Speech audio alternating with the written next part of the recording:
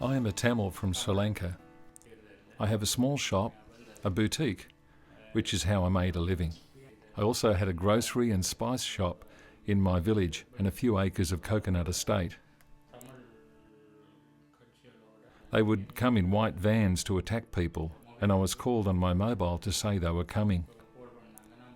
My brother-in-law came to see me and said, "There's a boat leaving soon. You need to get out. We can't protect you anymore. They are coming."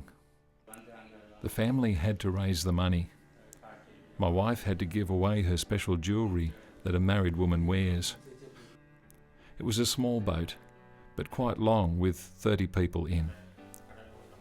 They didn't give us anything to eat all day. After 2 days we had a cooked meal. Till then we ate buns and biscuits. They gave us water, but 3 days before we got to Australia, we ran out. It was raining so heavily, we all felt very cold and very uncomfortable during the time. We are Christians and Hindus, and we were all praying hard.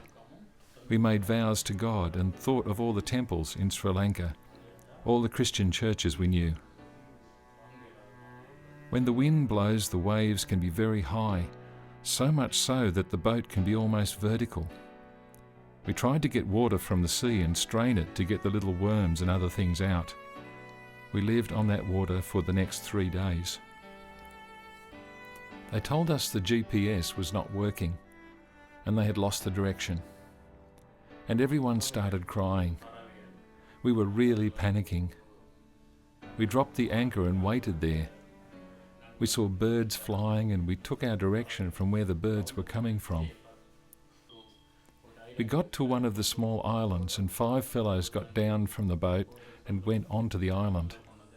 A navy boat came to us, gave us water and started looking after us. They treated us well and respectfully.